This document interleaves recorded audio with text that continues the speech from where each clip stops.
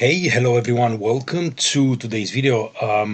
We have been, having a little bit of a break here from the markets, during the bigger part of the last week. So I've done a couple of videos to begin, but I haven't been covering, just because the markets really didn't do a whole lot. So today's Monday. Let's get back into it and start to see where we're standing. So I'm gonna go over the main counts here in the core markets, and then we'll take a look at our technical page and see what they're telling us. But yeah, we are on the 2nd of December. It's been a pretty decent year for the equity markets overall. Cryptos are also acting, fairly strongly. We see a lot of rallies here in some of these coins. So, what's going on, right? Do we have a little bit of a sell-off as the year comes to an end, or we're going to go and continue to kind of make ground, or the counts continue to remain, positive, pointing towards further prices? That doesn't mean that that's going to continue to happen. It's just what the counts are, kind of, at least my particular set of counts are kind of telling me.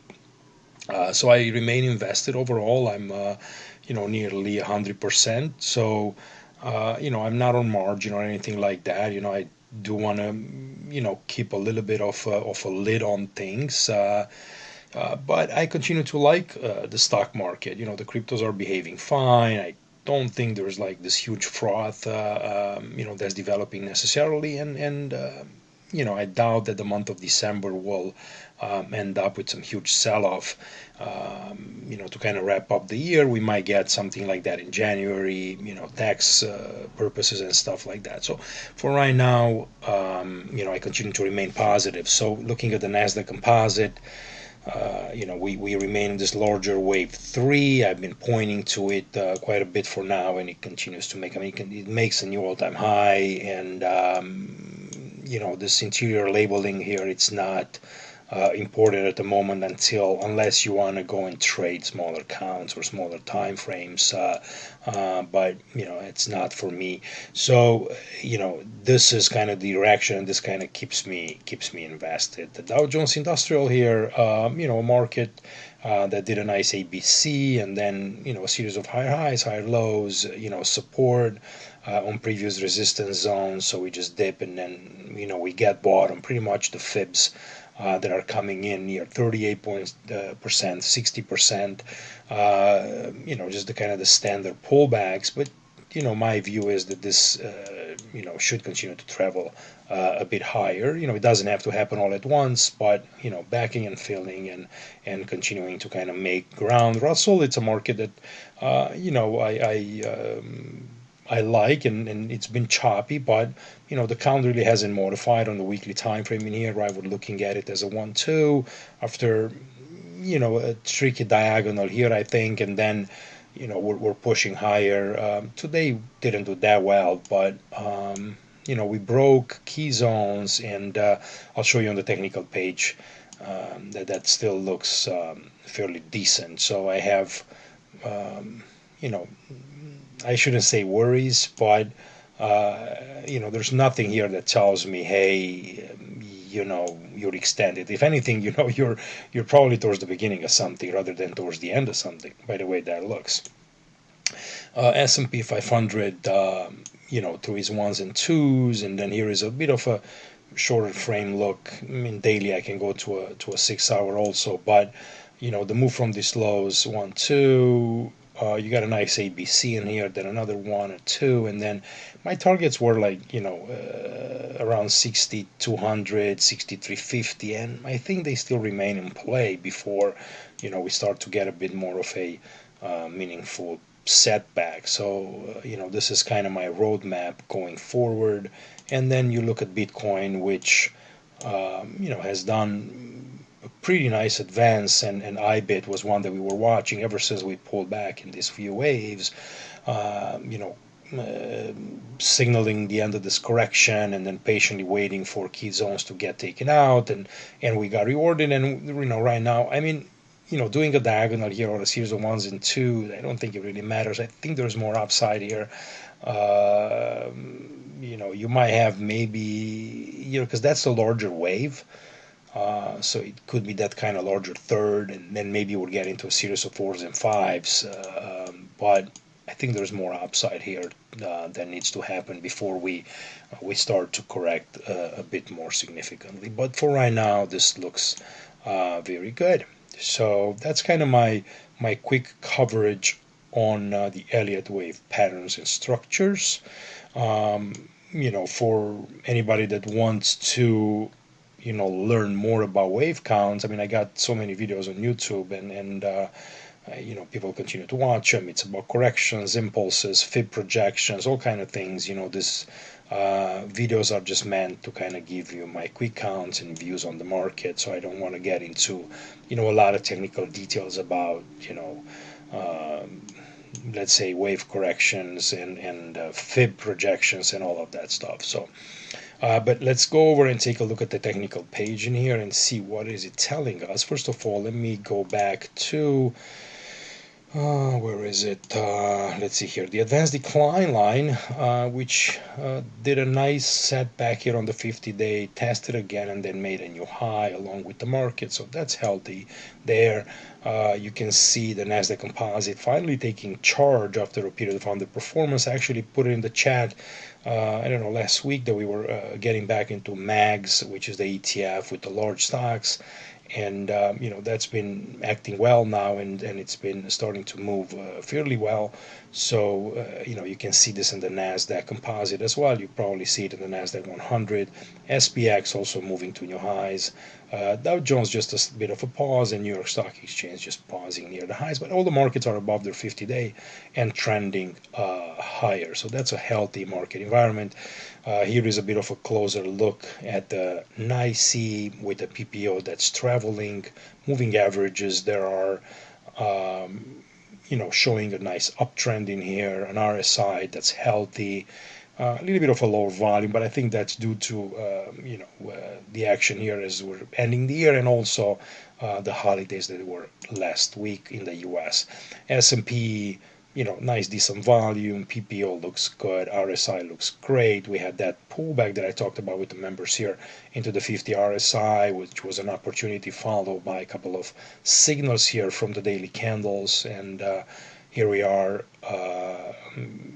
You know, kind of being rewarded for being patient and waiting for those signals to come on, and they did. And then Nasdaq here approaching new highs again. So that looks good. PPO just nice and flat. RSI all above 50. So that's trending environment, right? I'm not, here calling for a bullish market. It is what it is, right? It is a bull market. It is staying. And if you look at the weekly time frames, we can take a look at them in a second. All those RSIs are above 50 and trending. So I don't think bears have a lot of arguments until you start to see a lot of deterioration, and that really hasn't happened. Magnificent Seven, as they call them, right? Nice attempted break. If this holds, right, this was a nice flag. We could get a massive advance upwards of at least a few percent. So let's see how that continues to go. But we did buy it on the break of this level right here. So that was the approach there. IWM, really 1, 2, 3, 4, about 5 days just consolidating these gains. But it looks okay. I mean, it's not as strong as I'd like it to be or as trendy, but the moving averages are pointing up. PPO is up, and the RSI is in the good zone. So, there's nothing to do there but wait. Let's see here, Dow Jones, kind of a similar story and path, is kind of holding its gains and just, telling you, we're just kind of moving slowly here, without, ripping, like XRP or, some of the other coins, right, straight up. Bitcoin, pretty healthy. Looks like it, gave a bit of a pause and a bit of an advance to the altcoins. So a bit of dominance in Bitcoin kind of coming down. Ethereum not doing a whole lot either. So it looks like, I don't have Ethereum here, but like I said into the count, I mean, I think there's still more upside. I don't think this wave count is done. I mean, you lose a bit of momentum. You can see the PPO kind of coming down. The RSI just sitting above 50. Um, first support here in the 20-day, maybe a 90 to 5. Maybe we'll do a little triangle in here, but it doesn't look like it's necessarily ready to collapse. Just make sure you know what's your pain tolerance and where you want to get out, depending on kind of how you got in and all of that. I remain long Bitcoin at the moment. Nothing going on in the TNX, just a bit of a pullback in yields, and then the dollar also, coming back after having a very strong rally here for the past couple of months. All right, let's take a look quickly at the weekly charts also, and let's start with the S&P. I mean, look at this picture. Um, it's markets are not perfect. I mean, I guess maybe a perfect market would look kind of like this, where you're just kind of trending and you're never really doing a whole lot of things, coming back too much. And I don't know. I mean, that's a let's say that's a big uptrend or a strong uptrend. This one, it's got some setbacks, but they were all bought. I mean, into right there in the beginning of the year. Then this drop in July. Remember, that August drop. I think it was another one right here, another one right here. So, look at the RSI. I mean, look on the weekly, just had this dip right here below the 50-day, just a quick one. Um, but it's been, literally telling you there's an uptrend since March last year, April 2023. All right, we're almost in 2025, so that's almost like a 2 year we're coming up of a nice uptrend in the markets. There's nothing here that's really screaming, hey, get out of there. I mean, it's going to take, it might take a few starts and pullbacks, and I talk about this, but for right now, it continues to look pretty good. So I'm not arguing with this uptrend at all. If anything, I like it. Nasdaq Composite here, just kind of week after week with a little bit of a slow movements in here, but overall, if you're patient, you're getting paid. Um, Dow Jones. Look, all the kind of pullbacks towards that 10-week moving average. Um, they're finding interested buyers in there. And the RSI is just dipping into the 50 and getting bought. So a combination of a touch of the 10-day, of the 10-week with the touch of a 50. Sometimes you dip into the 50, right? That things get a bit more iffy, but that's what the markets do, right? They wanna shake us out and do all of that. But this looks good. Here's IWM finally. I mean, listen, this has been in a long consolidation here for a couple of years, and then it finally starting to move, and it's taking a sweet little time, up and down, but it's trendy. It's trendy, choppy but trendy. So we'll leave it at that. We'll see. I mean, it's a volatile market, right? There's a bunch of crappy stocks in here, so no wonder we're getting so much up and down. But it could be the one that maybe 2025 will be the year of small caps. On Bitcoin here on weekly time frames, we have a little bit of a pause after 1, 2, 3, about 4 weeks of nice uptrend. The RSI sits at about 73. It's not really doing anything wrong, right? Just because you get a little bit of a pause here, it doesn't mean that you're turning back down. It could be doing something like this or even something like that. It's kind of sideways in those kind of fourth waves a couple of times and then push again above 100,000. And that's my goal there, to see it kind of push towards 110, 115. We'll see. Here is the dollar just pulling back a bit. Gold, having a nice bullish engulfing after this drop. I think that looks pretty bullish. And then you have back to New York Stock Exchange. So to kind of conclude, I remain, like I said, fully invested through different stocks, which I talk about it in the chat. Um, the markets look healthy. We're finished the election. Um, there's always risks on the horizon, so you got to watch daily what's going on, and that's what we're doing here. Just kind of go every day on the daily counts and see, how the markets look.